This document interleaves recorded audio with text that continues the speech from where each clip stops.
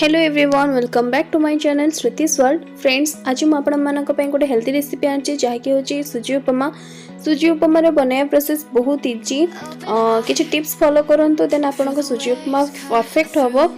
ताहले चलते वीडियो को स्टार्ट करवा है। जो मैंने आज मो चैनल नुआ से मो चैनल को सब्सक्राइब करंतु पाखरे थिबा बेल आइकन को मते प्रेस करंतु जहाँ मो सब नया वीडियो नोटिफिकेशन आपन पाखरे पहुंच जिवो। वीडियो भल लागले गोटे लाइक और समस्त सहित शेयर करंतु। So let's get started.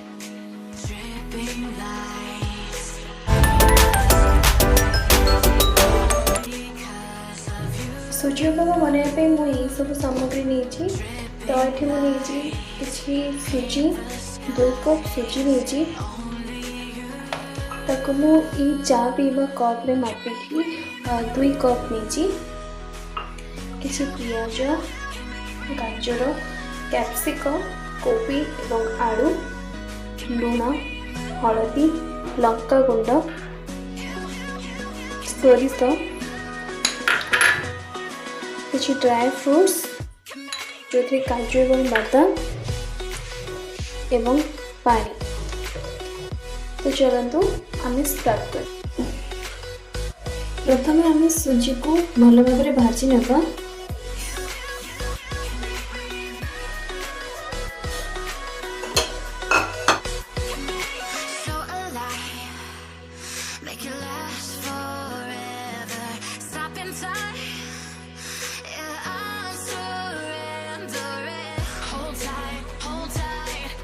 मुझे जहाँ भी सब इंग्रेडिएंट्स यूज करची तार डिटेल्स एवं केते क्वांटिटी रे यूज करची से सब मु डिस्क्रिप्शन में मेंशन कर देची। आपण सेठी जाके नोट करि परिबे।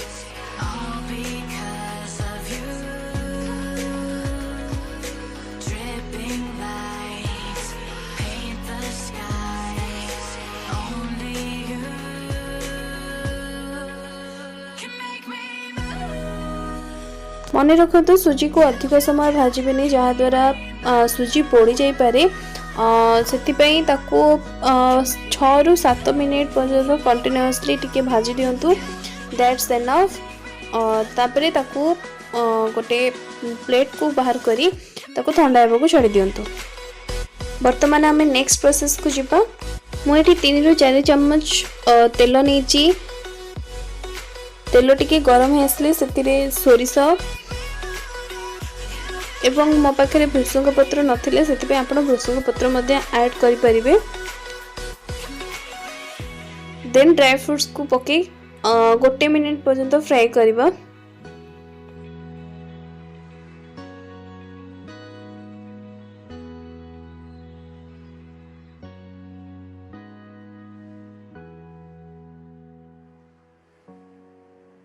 तापरे पियाज को ऐड करिबा एवं किसी समय ताकू भाजिबा।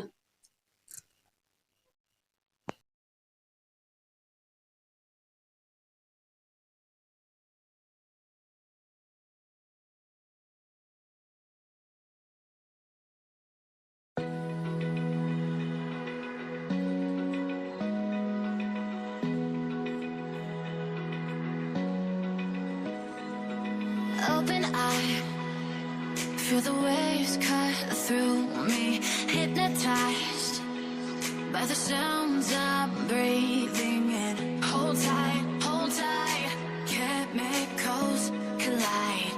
Hold tight, hold tight. Dripping lights paint the skies.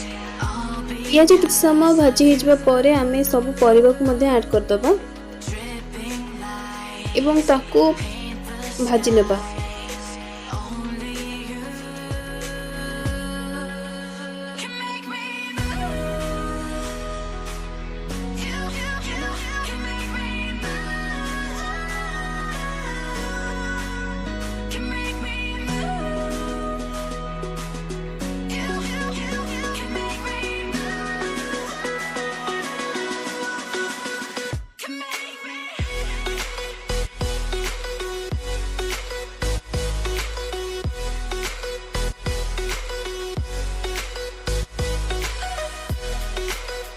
पर आम अल्प लुण ऐड करवा जहाँ द्वारा आमर परिवा टिके सॉफ्ट हो।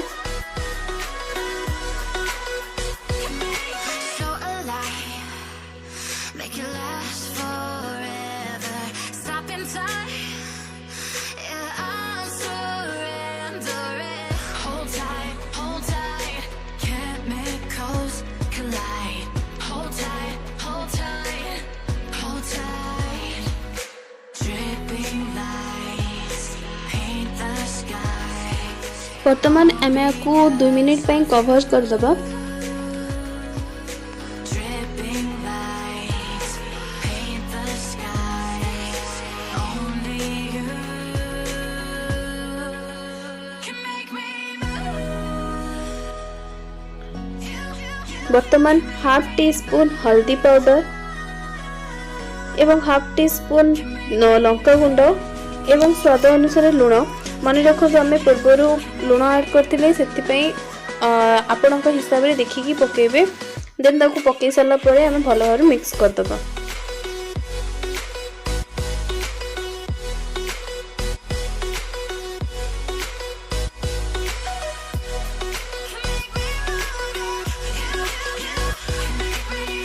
वर्तमान मुझे अल्प किसी पानी देवी जहाँ द्वारा मोर मसला तले लगी जाए पोड़ी न जाओ से मुझे अल्प किसी पानी दे दूची।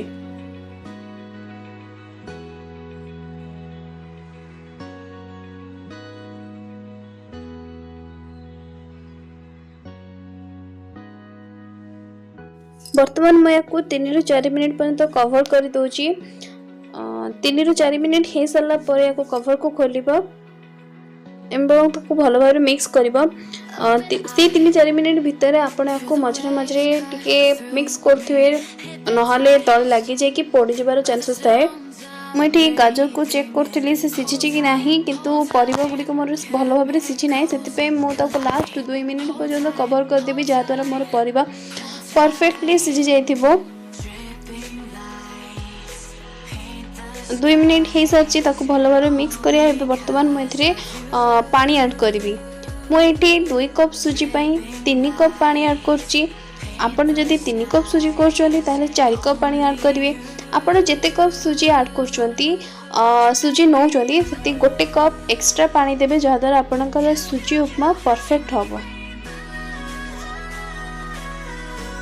वर्तमान मुझे 1.5 टीस्पून चीनी ऐड करुच्ची। आपण हिसाब से कम कि बेसी करें। मन रखु उपमा मीठा कम हेले बहुत बढ़िया लगी था कि जब मीठा अधिक हो जाए भल लगे। देन आपड़ ए भाजी रखि सुजी को ऐड करेंगे। देखिए जिते पानी आम भल भाव फुटी आसो देन आप भाजी रखि सुजी को ऐड करेंगे जहाँ द्वारा आमर उपमा परफेक्ट हम। आम या मीडियम फ्लेम रे ही रखी कुक करवा। जदि आप हाई फ्लेम रे रखी कुक कर देन तले लगी जाए पोड़ी जबार चांसेस थाए। जदि आप लो फ्लेम रे रखी कर देन आपणकर उपमा भल टेस्ट आसी न थाए। तो से बेसी हाई करवानी किंबा लो करवानी ताको मीडियम फ्लेम रे रखी ही आम कुक करवा जहाँ द्वारा आमर उपमाटा बहुत बढ़िया परफेक्टली हो पार। आम या 2 ରୁ 3 मिनिट पर्यंत कंटिन्यूअसली गोलेबा जहाँ द्वारा आमर उपमार जी किसी आंट जिनस थाए ताहा खोली जाए थाए। तो आपको कंटिन्यूअसली 2 ରୁ 3 मिनिट पर्यंत आम गोलेबा।